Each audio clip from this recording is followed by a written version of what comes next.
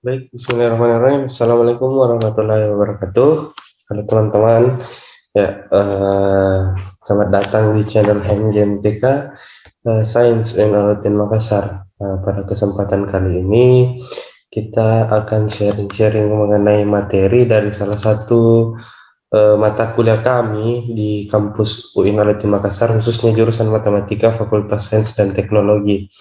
Nah, ini merupakan mata kuliah semester 1 kami.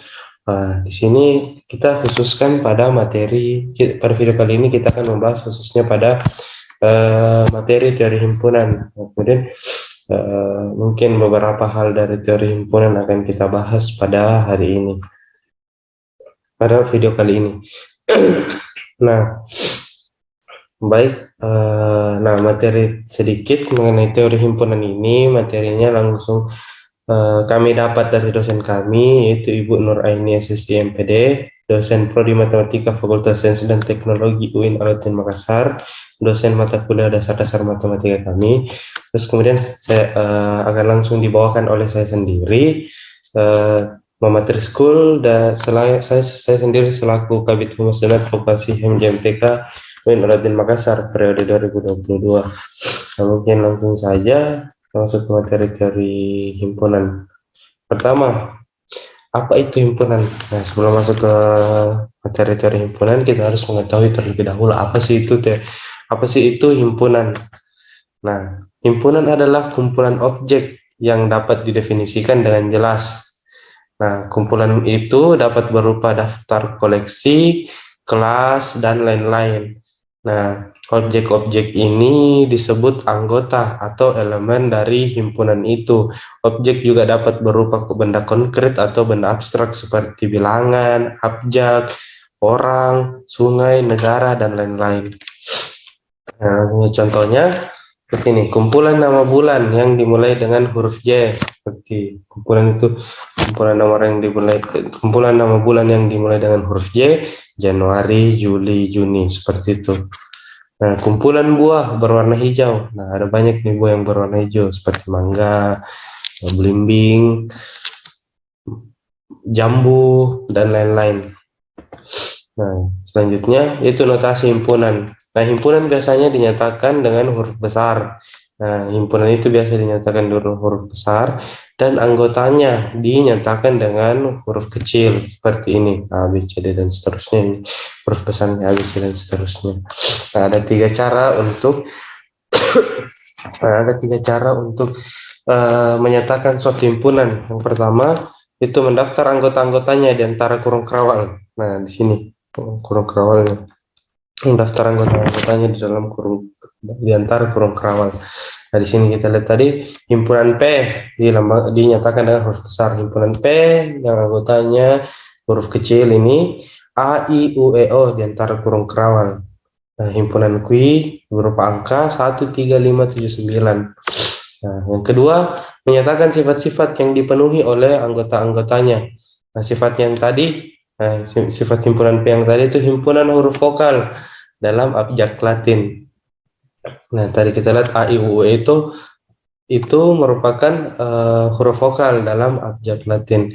Kemudian himpunan bilangan cacah ganjil kurang dari 10.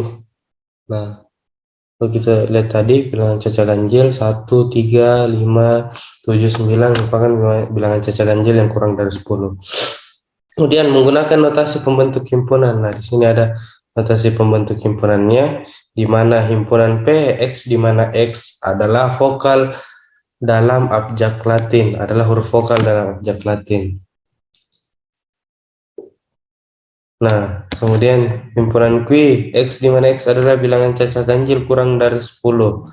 Nah, di sini menggunakan notasi pembentuk himpunan seperti ini. Selanjutnya, ini sedikit. Jika X adalah anggota himpunan A, berarti himpunan A mempunyai X sebagai salah satu anggotanya. Nah, biasa ini disimbolkan dengan X elemen dari A, berarti X merupakan anggota dari himpunan A. Nah, sebaliknya jika X bukan anggota himpunan A, berarti A tidak mempunyai X sebagai salah satu anggotanya. Di sini X bukan elemen dari A, himpunan A. Nah, seperti itu. Selanjutnya, himpunan kosong. Nah, definisinya, himpunan kosong adalah himpunan yang tidak mempunyai anggota. Nah, yang tidak ada anggotanya dan biasa dinotasikan seperti ini. Bisa kita gunakan yang ini ataupun yang ini. Yang kedua ini di bawah. Selanjutnya contohnya ini. Himpunan K X di mana X kuadrat sama dengan min 1. Nah, di mana X adalah bilangan real. Nah, ini merupakan himpunan kosong karena tidak ada nilai X yang bilangan real X yang bisa menghasilkan min 1. Nah, ini dikatakan himpunan kosong. Dan kita lihat himpunan Q. X di mana X adalah bilangan caca ganjil kurang dari 10 di bawah 0. Nah, di sini bilangan caca ganjil banyak yang kurang dari 10, tetapi tidak ada bilangan caca yang di bawah dari 0. Makanya ini dikatakan himpunan kosong. Selanjutnya, himpunan semesta. Himpunan semesta adalah semua objek yang sedang dibicarakan. Nah, contohnya, semesta pembicaraan dari himpunan K. Himpunan K itu berisi A, I, U, E, O. Nah, semestanya adalah kumpulan huruf abjad vokal. Nah, kumpulan huruf abjad vokal itu yang sebagaimana kita ketahui A, I, U, E, O. Nah, di sini anggota dari himpunan K, A, I, O merupakan salah satu A, I, O merupakan anggota dari abjad vokal. Nah, tetapi tidak semua dimasukkan dalam himpunan A, maka dari itu semesta pembicaraannya yaitu adalah huruf abjad vokal. Nah, yang kedua, himpunan mahasiswa laki-laki di kelas A, semestanya adalah himpunan laki-laki. Ini bisa kita pakai untuk studi kasus lain, seumpamanya kita dalam lingkup kampusnya. Nah, di jurusan matematika, nah, himpunan mahasiswa laki-laki di kelas A. Nah, semesta himpunannya ini himpunan laki-laki di jurusan matematika. Nah, di sini yang dikhususkan itu kelasnya kelas A, tapi semesta pembicaranya itu adalah di jurusan matematika. Atau bisa juga semestanya himpunan laki-laki mahasiswa laki-laki di UIN Alauddin Makassar, seperti itu. Tergantung teman-teman. Nah, selanjutnya, himpunan terhingga. Suatu himpunan dikatakan berhingga jika himpunan itu beranggotakan elemen-elemen berbeda yang banyaknya tertentu. Nah, ini elemen-elemen berbeda. Jika kita membilangkannya, banyak himpunan tersebut akan berakhir. Nah, yang tidak memenuhi syarat ini disebut himpunan tak berhingga. Jika membilang banyak anggota himpunan tersebut, banyaknya tidak akan berakhir. Contohnya, nah ini infinite, istilahnya adalah finite berhingga dan infinite tak berhingga. Nah, finite ini contohnya seperti pasir ditaruh dalam sebuah gerobak. Nah, gerobak ini ada batasannya sehingga dapat berhingga sampai dikatakan berhingga sampai dengan gerobak tersebut full berisi dengan pasir. Itu dikatakan berhingga.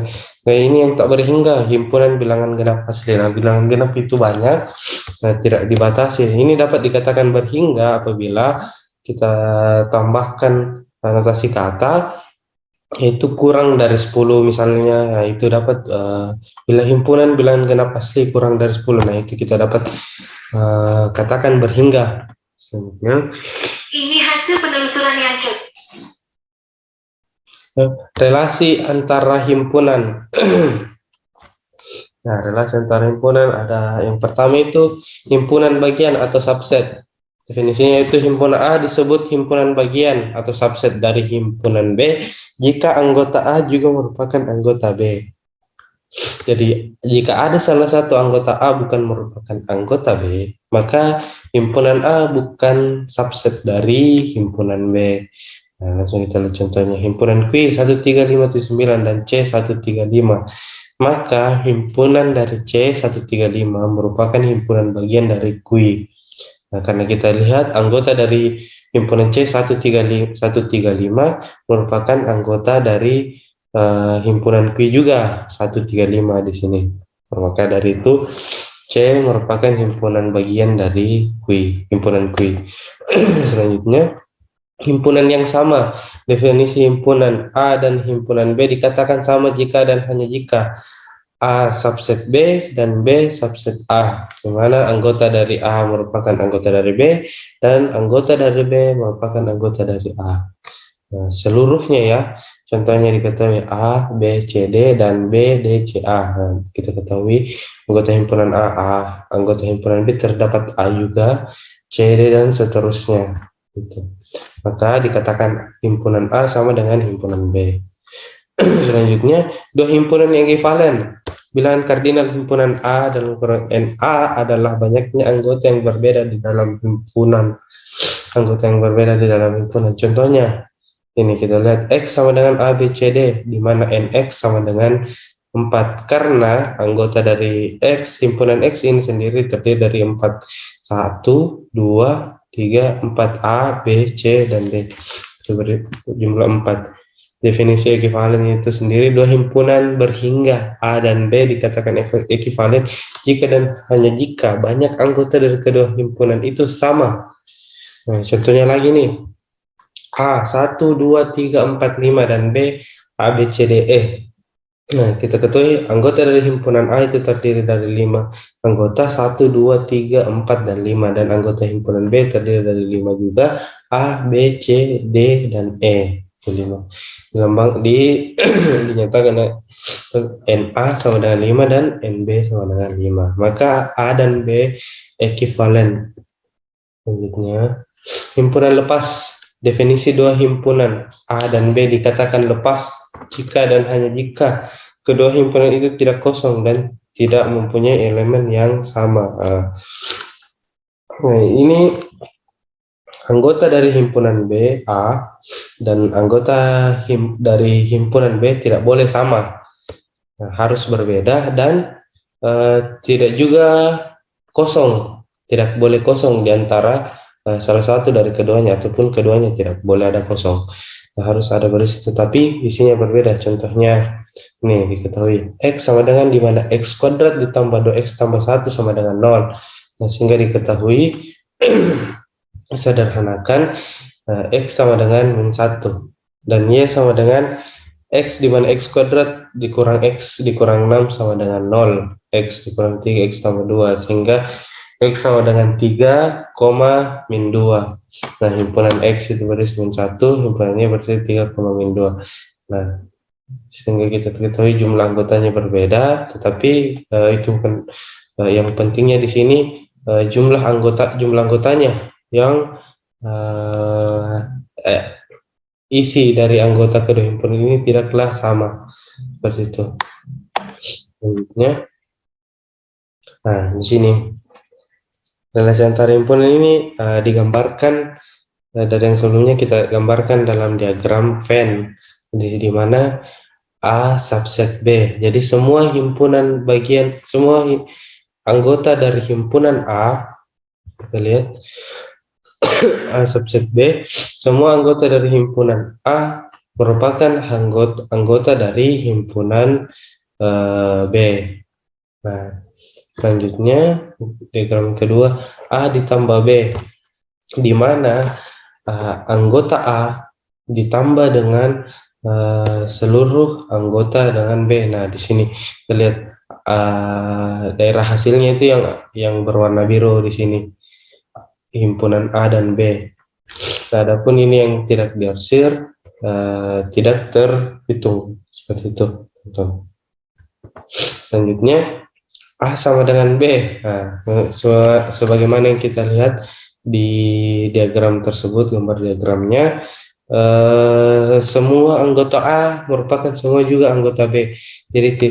Jadi tidak ada lingkaran lain di dalam diagram tersebut, hanya ada satu lingkaran. Itu karena kedua anggota dari himpunan ini itu sama jumlah dan isinya sama, seperti itu. Selanjutnya, A gabung B. Nah, di sini kita lihat di diagram kedua himpunan ini, daerah hasilnya itu yang diarsir keseluruhan yang warna biru. Nah, di sini keseluruhannya karena himpunan dari A digabung dengan himpunan dari B, maka semua dari keseluruhan anggota dihitung. itu saling lepas. Mungkin teman-teman sudah bisa tergambarkan kalau dari diagram Venn yang tersedia saling lepas, maka begini, himpunan A dan himpunan B masing-masing beda dan tidak ada gabungan seperti itu dan saling lepas. Selanjutnya A iris B. Nah, di mana kita lihat di sini A iris B itu himpunan dari A dan himpunan B yang memiliki anggota yang sama. Nah, di sini kita lihat daerah yang berwarna biru yang diarsir merupakan himpunan dari A iris B. Seperti itu. Jadi, semisal 1, 2, 3, 4, 5, 1, 3, 5, 7, 9, 10, 1, 3, 5, 7, 9, 11. Nah, di mana di sini yang masuk A iris B, yaitu 1, 3, 5. Seperti itu, teman-teman. Selanjutnya, A kurang B. Nah, di sini, dari yang kita lihat hasilnya, yang diarsir yaitu himpunan yang berwarna biru. Kita lihat himpunan A, tidak semua dari himpunan A terambil bersama dengan himpunan B, karena himpunan B hanya mengambil bagiannya sendiri yang merupakan anggota dari himpunan A juga, tetapi yang tidak masuk dalam himpunan B, anggota dari himpunan B tidak terambil seperti yang diagram sajikan teman-teman yang diarsir. Nah, itu merupakan daerah hasilnya. Selanjutnya, sini mungkin teman-teman ada latihan soal, mungkin teman-teman bisa pelajari materi-materi ini, ulang-ulang videonya dan mengerjakan soal ini. Nanti mungkin kalau ada kesempatan selanjutnya kita sama-sama membahas soal ini di video selanjutnya. Seperti itu. Mungkin kalau teman-teman ingin bertanya atau ada yang kekeliruan selama saya menjelaskan yang ingin dibenarkan, mungkin teman-teman boleh isi kolom komentar atau mungkin kunjungi Instagram kami, Facebook, bisa kunjungi Instagram dan Facebook kami, bertanya mengenai soal-soal, atau bisa juga di kolom komentar seperti itu. Mungkin kalaupun ada kekurangan dari saya terkait materi penjelasan, itu datangnya dari saya sendiri. Adapun kelebihan ya datangnya dari Allah Subhanahu wa taala, dan terima kasih kepada dosen kami yang berikan kesempatan kepada kami untuk dapat membawakan materi ini. Insya Allah ada lanjutan dari teori himpunan pada kesempatan kali ini, ada lanjutannya lagi. Jadi untuk teman-teman tetap memantau tetap memantau channel kami. Mungkin itu saja, kurang dan lebihnya mohon dimaafkan. Wassalamualaikum warahmatullahi wabarakatuh. Jangan lupa di subscribe teman-teman.